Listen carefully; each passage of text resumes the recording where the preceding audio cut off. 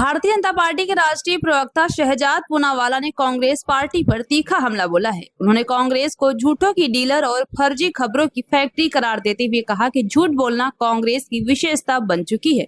पूनावाला ने कांग्रेस पर कई मुद्दों पर गलत सूचना फैलाने का आरोप लगाया, जिसमें G7 शिखर सम्मेलन, पाकिस्तान के सेना प्रमुख असीम मुनीर और जाति जनगणना जैसे मुद्दे शामिल हैं। आपको बता दें, इसके आगे पूनावाला ने ये भी कहा कि कांग्रेस के झूठ बार बार उजागर हो चुके हैं। पहला उन्होंने दावा किया कि भारत को G7 शिखर सम्मेलन में आमंत्रित नहीं किया गया, जो सरासर झूठ है। दूसरा, उन्होंने कहा कि पाकिस्तान के असीम मुनीर को अमेरिकी सेना दिवस पर आमंत्रित किया गया है और ये भारत की नीतियों की विफलता है। ये भी गलत साबित हुआ। अब वे एक और झूठ फैला रहे हैं कि केंद्र सरकार जाति जनगणना पर यू टर्न ले रही है। उन्होंने स्पष्ट किया कि केंद्र सरकार ने अपनी विभिन्न प्रेस विज्ञप्तियों में जाति जनगणना कराने की प्रतिबद्धता जताई है। पूनावाला ने कांग्रेस पर निशाना साधते हुए कहा कि कांग्रेस गलत सूचना फैला रही है, क्योंकि ओबीसी के अधिकारों को छीनना उनके डीएनए में है। आइए आपको सुनाते हैं इसके आगे शहजाद पूनावाला ने क्या कुछ कहा है। कांग्रेस पार्टी झूठों की व्यापारी है, फेक न्यूज की फैक्ट्री है, फेक न्यूज की जननी है। झूठे ही लेना, झूठे ही देना, झूठे ही भोजन, झूठ चबेना, केवल सुबह शाम झूठ बोलना, ये कांग्रेस का चरित्र बन चुका है। अभी 2 कांग्रेस के झूठ पकड़े गए हैं सरेआम। G7 में भारत को न्योता नहीं मिला, पहला झूठ पकड़ा गया। उन्होंने कहा कि पाकिस्तान के असीम मुनीर को यूएस आर्मी डे में बुलाया गया है और ये भारत की नीतियों की विफलता है, वो झूठ भी पकड़ा गया। अब कांग्रेस पार्टी लगी है एक और झूठ फैलाने में। कांग्रेस पार्टी का कहना है कि एनडीए सरकार अब कास्ट सेंसस नहीं करवा रही है, उस पर यू टर्न कर रही है। क्या ये सच है? इसका भी फैक्ट चेक हो चुका है, और एक नहीं अनेकों बार, क्योंकि कल ही जो पीआईबी द्वारा प्रेस रिलीज जारी किया गया था होम मिनिस्टर अमित शाह जी की बैठक के बाद, उसमें साफ साफ लिखा है कि कास्ट एन्यूमरेशन किया जाएगा।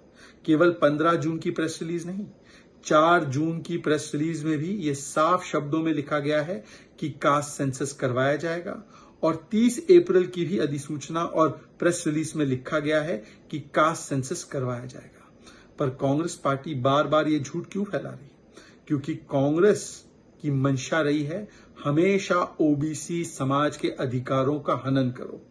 हमने देखा है कि कर्नाटका में 10 साल तक सर्वे के नाम पर 165 करोड़ रुपए जनता के फूंकने के बाद अब सो कॉल्ड रीसर्वे करवाया जा रहा है। ये रीसर्वे नहीं है, ये केवल और केवल ओबीसी समाज के अधिकारों को मारने का एक तरीका है। और वहां के मुख्यमंत्री ने भी बताया कि यह निर्णय कर्नाटका की सरकार का नहीं, बल्कि एक एक्स्ट्रा कॉन्स्टिट्यूशनल बॉडी का है, हाई कमांड का है, जिन्होंने कहा कि 10 वर्षों के बाद, इतने पैसे खर्चे करने के बाद कर्नाटका के ओबीसी समाज का अधिकार देने के बदले रीसर्वे कराओ। क्योंकि कांग्रेस की तो मंशा यही है ना कि ओबीसी समाज के अधिकारों को छीनकर, SC/ST समाज के अधिकारों को छीनकर अपने विशेष वोट बैंक को दे दे। इसीलिए तो कहते हैं ना कि हमेशा कांग्रेस पार्टी ने ओबीसी के अधिकारों का विरोध किया है, और आज भी कांग्रेस पार्टी वही कर रही है। वो कहते हैं ना, झांकी रही भावना जैसी, प्रभु मूरत दिखे तिन तैसी। अरे भाई, 1951 में कास्ट सेंसस सबसे पहले रोका किसने? जवाहरलाल नेहरू जी ने। 1960s में आरक्षण का विरोध किया किसने? जवाहरलाल नेहरू जी ने। 1977 में जब जनता पार्टी की सरकार आई और मंडल कमीशन आगे बढ़ा, तो उसकी रिपोर्ट का विरोध किया किसने? इंदिरा जी और राजीव जी की सरकार ने। जब इस रिपोर्ट को लागू किया गया तो पार्लियामेंट में खड़े होकर इसका विरोध किया किसने? राजीव गांधी ने। इनफैक्ट राजीव गांधी ने तो कहा कि आरक्षण का लाभ बुद्धुओं को मिलता है। 2004 से 14 के बीच में भी कांग्रेस पार्टी ओबीसी के सारे अधिकारों को छीनकर, SC/ST समाज के अधिकारों को छीनकर मुसलमान वोट बैंक को देना चाहती थी। एएमयू और जामिया के आरक्षण को भी खत्म करके उन्होंने SC/ST समाज के अधिकारों का हनन किया।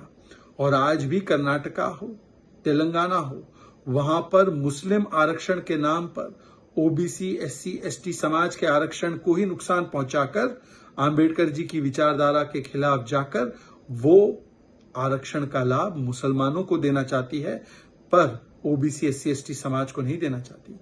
यही कांग्रेस की ओबीसी विरोधी मानसिकता है, SC/ST विरोधी मानसिकता है, जिसकी वजह से उसने आजीवन कास्ट सेंसस का भी विरोध किया और आरक्षण का भी विरोध किया। और आज जिन लोगों ने हमेशा कास्ट सेंसस और कास्ट सर्वे के साथ खिलवाड़ किया है, वही लोग दूसरों पर झूठा आरोप लगा रहे हैं, पर उनका झूठ पकड़ा गया है। अब कर्नाटका में कास्ट सर्वे के बारे में और हिमाचल में कास्ट सर्वे क्यों नहीं करवाया जा रहा है, और अगर तेलंगाना का मॉडल इतना ही बेहतरीन है तो इस मॉडल को कर्नाटका और हिमाचल में लागू क्यों नहीं किया जा रहा है, इसका जवाब कांग्रेस पार्टी को देना होगा।